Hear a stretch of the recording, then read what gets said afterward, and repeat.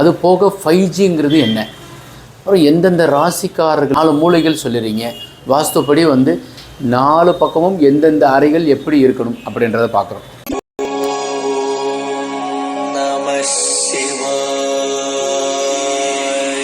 வாஸ்து அன்பர்கள் அனைவருக்கும் சிவசரவணனின் அன்பான வணக்கங்கள்.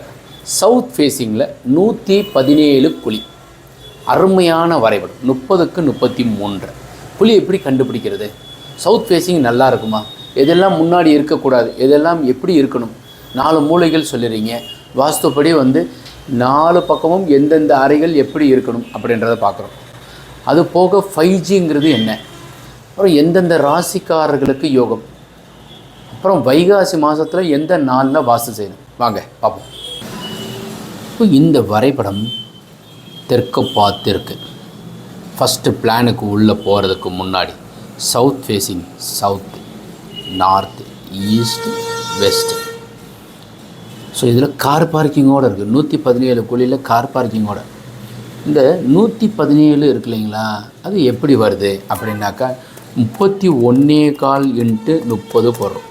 ஸோ 937.5 சதுர டிவைடட் பை 8.03 வகுக்கிறோம். டிவைடட் பை 8.03 116.7 117 குழி. ஏன்னா 0.7 0.5க்கு மேலே வந்துட்டால் 110. இந்த 117 குழி டிவைடட் பை நம்ம 8 போடணும். 117 டிவைடட் பை 8 போடுறோம். அப்போ 17.625. இப்போ இந்த 0.625 இருக்கு இல்லையா, 0.625 × 8 போட்டோம்னா 5 வருது. 1 3 5 7. ஸோ இந்த 5ங்கிறது என்னென்னாக்கா பசு மனை. 1 3. இப்போ 1ங்கிறது என்ன? 1ங்கிறது கருடமனை. மீதம் 1 14.1 வந்துச்சுனாக்கா அப்போ கருடமனை. 3 மீதம் வந்தால் சிம்மமனை. 5 பசுமனை. 7 யானைமனை. 2 புறாமனை. 4 கழுதைமனை. 6 காக்கை மனை. 8 இது மாதிரி 1 2 4 6 8 வரக்கூடாது. இதுதானுங்க குழி பொருத்தம் கண்டுபிடிப்பதில் முதல் பொருத்தம்.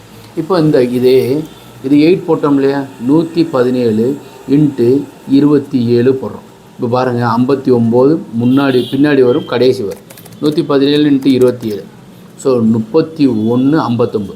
51ங்கிறது வயது பொருத்தம். இவ்வளோதான், கண்டுபிடிச்சாச்சு. 2 பொருத்தம் பார்த்தாச்சு. 11 பொருத்தத்தில் 2 பொருத்தம் இப்படி தான் கண்டுபிடிக்கணும். இந்த 2யும் சரியாக இருந்தால் மிச்சம் இருக்கிறதெல்லாம் வரும். இதில் சரியாக இருந்து வயது 45க்கு மேலே இருந்தால் இது கரெக்டு. இப்போ நீங்கள் வேணும்னாக்கா 121 போடலாம், 125 போடலாம், 133 135 137 139 143 147. இதெல்லாம் நல்ல மனை. இதெல்லாம் வகுத்து நானே ஒவ்வொன்றா ப்ரெடிக்ட் பண்ணி பார்த்துருக்குறேன்.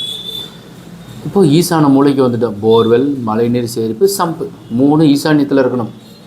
எம்பெருமான் சிரசிலிருந்து வர்றது தான் கங்கா. ஸோ வடகிழக்கு குளிர்ச்சியாக இருக்கணும். 3 பேர் இருக்கிறதுனால 3 பேர். ஈசான மூலைக்கு உண்டானவர் குரு பகவான். 3ஆம் நம்பருக்கு உண்டானவர். வாயு மூலைக்கு செப்டிக் டேங்க் இருக்கணும், தனியாக இருக்கும், பாண்டிச்சேரி. கன்னி மூலையில் மொட்டை மாடியில் உயரமாக வாட்டர் டேங்க் இருக்கணும், டெல்லி. Union territory. இதில் 2மே யூனியன் டெரிட்டரி. இப்போது ஒளி பொருத்தம் கண்டுபிடிச்சாச்சு, 5G பார்த்தாச்சு. எந்த ராசிக்காரர்களுக்கு? ரிஷபம். 7 ராசி. அது கண்டசனி கிடையாது. கன்னி ராசி. கன்னி ராசிக்காரங்க ரொம்ப கவனமாக இருக்கும். ஏன்னாக்கா உங்களுக்கு குரு 8ஆம் இடத்துல இருக்கார், ராசிக்கு 8ஆம் இடத்துல இருக்கார். இந்த ரிஷப ராசிக்காரங்களுக்கு 12ஆம் இடத்துல குரு, கன்னி ராசிக்காரங்களுக்கு 8ல் குரு, அதே மாதிரி விருச்சிக ராசிக்கு 6ல் குரு. இந்த 3 பேர் ரொம்ப எச்சரிக்கையாக இருக்கும். ரிஷபம், கன்னி, மகர ராசிக்காரர்களுக்கு தெற்கு திசை யோகம். தனுசு ராசி இப்போ 7.5 முடிஞ்சிருக்கு. மிதுன ராசி அஷ்டமத சனி முடிஞ்சிருச்சு. அதே மாதிரி துலா ராசி அர்த்தாஷ்டம சனி முடிஞ்சிருச்சு. இவங்களுக்கெல்லாம் மிகப்பெரிய ஒரு யோகம். வீடு கட்டணும்னு வீடே கட்டணும்னு நினைக்கலைங்க அப்படின்னு சொன்னால் கூட நீங்கள் கட்டுவீங்க. ஏன்னாக்கா ராசிக்கு 5ஆம் இடத்துல, தனுசு ராசிக்கு 5ஆம் இடத்துல குரு. ஏதோ ஒரு ரூபத்தில் வீடு கட்டுவீங்க. எப்படி கட்டுவீங்க? வாங்க. வாசல் அக்னி மூலையில் வச்சுருக்கீங்க.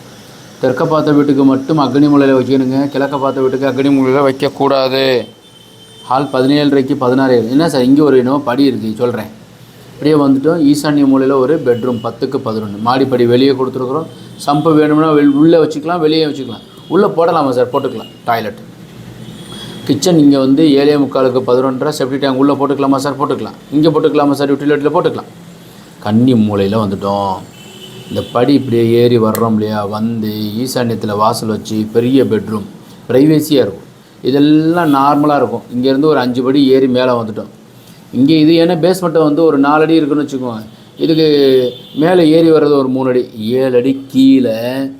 அப்படியே நல்லா புரிஞ்சிக்கிச்சுன்னா சரி, அப்படியே கீழே கொண்டு போய் அப்படியே காரை வச்சுட்டு அப்படியே நடந்து வந்து மேலே வந்தீங்கன்னாக்கா இப்படி படி ஏறி போய் இந்த பெட்ரூம் போகணும். படி ஏறி போய் இந்த பெட்ரூம் போகணும். அப்போ கன்னி மூலை உயரமாக போயிடும். இங்கேருந்து பார்த்தாக்கா கீழே ஹால் கீழே பள்ளமாக தெரியும். 3 feet 4 feet பள்ளமாக இருக்கும். இப்படி அமைக்கிறதுனால என்ன சார் பயன்? கீழே கார் பார்க்கிங் வச்சுருக்கீங்களா, வெளியே யாருக்குமே தெரியாது. டியூஷன் எடுக்கலாம். உங்கள் மிஸ்ஸஸ் வந்து டெய்லராக இருந்துச்சுன்னா கீழே யூஸ் பண்ணலாம். ஏதோ ஒரு ஃபங்க்ஷன் வச்சுருக்கீங்க, கீழே உட்காரதுக்கு சாப்பாடு, காரை வெளியே சாப்பிட்றதுக்கு பயன்படுத்தலாம். டாய்லெட் வச்சுருக்குறோம், கார் டிரைவர் வந்தாருனாக்கா இந்த டாய்லெட்டை யூஸ் பண்ண சொல்லலாம். இவ்வளோ பெனிஃபிட் இருக்குது. கன்னி மூலை வர உயரம் போயிடும். இது எதுக்கு பொருந்தும்? சவுத் ஃபேஸிங்க்கும் வெஸ்ட் ஃபேஸிங் மட்டும்தான் பொருந்தும். கிழக்கு பார்த்த வீட்டுக்காரர்களுக்கும் வடக்க பார்த்த வீட்டுக்காரர்களுக்கும் பொருந்தாது. இப்போது இந்த கட்டில் எங்கே சார், எப்படி சார் அமைக்கணும், நல்லா சொல்லுங்கள் சார் ப்ளீஸ் ப்ளீஸ். வாங்க, அவசரம் இல்லாமல் சொல்கிறேன். இப்படி கட்டில் அமைக்கணும் சரியா? கணவன் மனைவி உங்கள் பையனை இங்கே படுக்க வைங்க, இன்னொரு பொண்ணு இருந்துச்சுன்னா இங்கே படுக்க வைங்க. தலைவர் சார் அவங்க இங்கே இருக்கட்டும், மனைவி இங்கே இருக்கட்டும். அப்படியே பெரிய கப்போரை போடுங்க. ஏன்னாக்கா 11 அடி இருக்குல்ல, சென்ட்ராலாம் ஜன்னல் வைப்பாங்க. பெரிய மிஸ்டேக். கன்னி மூலை பெட்ரூமுக்கு சென்ட்ராக உறுதியாக 100% ஜன்னல் வைக்கக்கூடாது. இங்கே பீரோ வைக்கணும், அப்புறம் ஒரு பீரோ வைக்கணும், அப்புறம் காசு என்ற மிஷின் வச்சிடும், அப்புறம் தான் ஜன்னல் வைக்கணும். இந்த நிலைக்கு நேர ஜன்னல் எவ்வளோ அருமையான பிளான் சார். இதில் நீங்கள் காம்பவுண்டு சுவரே வரல. எதுக்கு உங்களுக்கு காம்பவுண்டு? உங்கள்கிட்ட இருக்கிற அளவுக்கு நீங்கள் கட்டிக்கோங்க. ஃபென்சிங் வேணும்னா போட்டுக்கோங்க, இல்லைன்னா அடுத்தவங்க கட்டும்போது அதோட அடைஞ்சு போயிடும். காம்பவுண்டு சுவர் அல்லாமல் வீடு கட்டக்கூடாது, ஒன்றும் தவறே கிடையாது. கீழே போர்ட்டிக்கோ நீங்கள் இப்படி போடுறீங்களே சார், இப்படி போடலாமா சார் கேட்குறாங்க. ஏன் போடக்கூடாது? வீட்டுக்குள்ளே தலைவாசலை விட மேலே உயரமாக போய் கன்னி மூலை உயரமாக இருக்கும், வச்சு கட்டி பாருங்கள். நிறைய வீடு கட்டி கொடுத்துருக்குறேன். அடியன் கட்டும்போதே அவங்க வளர்ச்சி அடைவாங்க. எப்போ கட்டலாம் சார்? 4/6/2023 வைகாசி மாதம் 21 ஞாயிற்றுக்கிழமை நாள் நல்லாயிருக்கு. அருமையாக வாஸ்து செஞ்சு கட்டட வேலையை துவங்குவதற்கு சிறப்பு நாள். அக்னி நட்சத்திரத்தில் சென்ட்ரிங் போடலாம், போர் போடக்கூடாது. புதுசாக வாஸ்து பூஜை செய்து வேலையை துவங்கக்கூடாது. மார்க் பண்ணலாம். ஆல்ரெடி நாங்கள் வாஸ்து பண்ணிட்டோம் சாமி, மார்க் பண்ணி வேலையை ஆரம்பிச்சுக்கோங்க.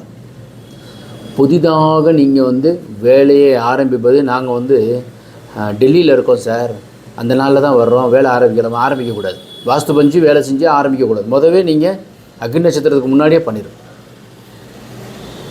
இப்போது ரிஷபம் கன்னி மகரத்திற்கு யோகம், 9/18/27 பிறந்தவர்களுக்கும் யோகம்.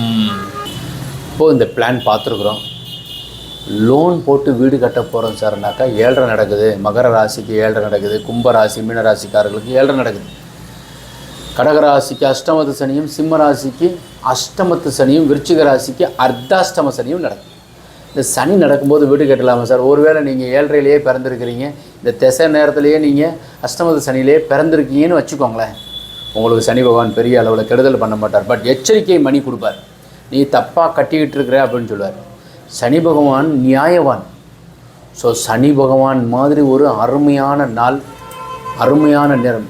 சனி கொடுக்க எவர் தடுப்பார்? சனிக்கிழமையில் கிரக பிரவேசம் வைப்பவர்கள் எக்கச்சக்கமாக. சௌராஷ்டிர குலம்னு ஒன்று இருக்குது, அதில் தான் அடியனும் பிறந்திருக்கிறேன். ஸோ அதனால் சௌராஷ்டிராவில் பிறந்தவங்க பெரும்பகுதியானவர்கள் சனிக்கிழமையில் கிரக பிரவேசம் வைப்பாங்க. ஸோ அடியனும் அது மாதிரி கடைபிடிப்பது உண்டு. ஏன்னா எங்களுக்கு குலதெய்வமே பெருமாள் தான். அதனால் சனிக்கிழமை நாங்கள் சென்ட்ரிங் போடுவோம், சனிக்கிழமை கிரக பிரவேசம் செய்வதுண்டு. ஸோ அது நிறைய பேர் தவிர்ப்பாங்க, சனி கெடுக்குன்னு சொல்லி. 7 அசம்பத்து கண்ட சனி நடக்கும்போது லோன் போட்டு உறுதியாக வீடு கட்டுங்க. திருப்பதி ஏழுமலையான போயிட்டு கண்டிப்பாக போய் பார்த்துட்டு வாங்க. சந்திர திசை நடக்கும் பொழுது திருப்பதி போயிட்டு வாங்க. இந்த ராசிக்காரங்க போட்டோம்னாக்கா என்ன ஆகும் தெரியுமா? இப்படிலாம் பேசுகிறாங்க. இறைவன் அனுமதி இல்லாமல் அந்த மலைக்கு உங்களால் போயிட முடியாதுங்க. அதனால் நீங்கள் அங்கே போயிட்டு வந்தால் இப்படி ஆயிரும்னு சொல்லிட்டு அச்சப்பட்டு போகாமல் இருந்தீங்கன்னா உங்கள் மேலே. உப்பிலியப்பன் கோவிலுக்கு போகலைன்னா தப்பு, மலை மேலே இருக்குது திருவண்ணாமலை போகலைன்னா தப்பு. இறைவன் அழைப்பு இல்லாமல், இப்போ என்னுடைய அறை இருக்குது, அதுக்கப்புறம் எங்கள் ஸ்டாஃப் இருக்காங்க, ஒரு ஹால் இருக்குது, அப்புறம் தலைவாசல் இருக்குது, அப்புறம் கீழே இருக்குது. ஸோ ஏலி வந்து ஒவ்வொருத்தவங்களாக கேட்டுட்டு அப்புறம் தான் என்னுடைய அறைக்கு வரணும், நேராக உள்ளே வரலை. அப்போ எங்கள் அனுமதியோடு தான் வர்றேன். அது மாதிரி பெருமாள் உங்களுக்கு மலை மேலே இருக்கிற பெருமாள் அனுமதி கொடுத்தா தான் இங்கேருந்து உங்கள் ஆதரே சொருக முடியும். ஓகே, டிக்கெட் கிடச்சிருச்சு, ட்ரெயின் டிக்கெட் போடுறீங்க, மலைக்கு கீழே போகிறீங்க, செக் பண்ணுறாங்க, மேலே போகிறீங்க, அதுக்கப்புறம் செக் பண்ணுறாங்க, உள்ளே போகிறீங்க, கூண்டுக்குள்ளே போடுறாங்க, அப்புறமா பெருமாளை போய் பார்க்குறீங்க. இனிமேல் பார்க்கவே கூடாதுன்னு சொல்லிட்டு தான் இந்த கூண்டுக்குள்ளே உட்காந்துருப்பீங்க. அப்புறம் உங்களை வந்து இந்த வரிசையில் நீங்கள் வரிசையாக போய்கிட்டே இருப்பீங்க. அங்கே இருக்கிறவங்க சொல்லுவாங்க, நின்று பார்த்துட்டு போங்கன்னு. ஒரு நிமிஷம் பார்த்துட்டு வந்தீங்க, அப்போ அடுத்த டிக்கெட் எப்போ போடலாம்? எத்தனை பேர் சொல்லியிருப்பீங்க. சபரிமலையில் எத்தனை பேர் இந்த மாதிரி நடந்து போகும்போது, ஐயோ கரடு முரடாக இருக்கே, இனிமேல் வரக்கூடாது, மேலே போய் சபரிமலையை ஐயப்பனை பார்த்ததுக்கப்புறம் சிறப்பாக. அது மாதிரி சந்திர திசை நடக்கும்போது மலை மேலே இருக்கிற பெருமாளை தரிசனம் பண்ணுங்கள். வீடு கட்டணும்னு நினைக்கிறவங்க வரைபடம் சரியாக தயாரிங்க. வாய்ப்பு இருந்தால் மதுரையில் அடியேன் தெற்கு வாசலுங்கிற ஒரு பகுதியில் இருக்கிறேன்.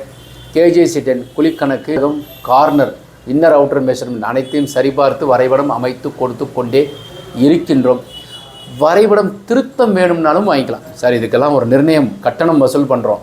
ஏன்னா நாங்கள் வந்து வச்சு பண்ணுறோம். எங்கள்கிட்ட ஒரு 7-8 இன்ஜினியர்ஸ் வச்சு தான் நாங்கள் வந்து உங்களுக்கு ஆட்டோகேட்டில் டிராயிங் அமைக்கிறோம்.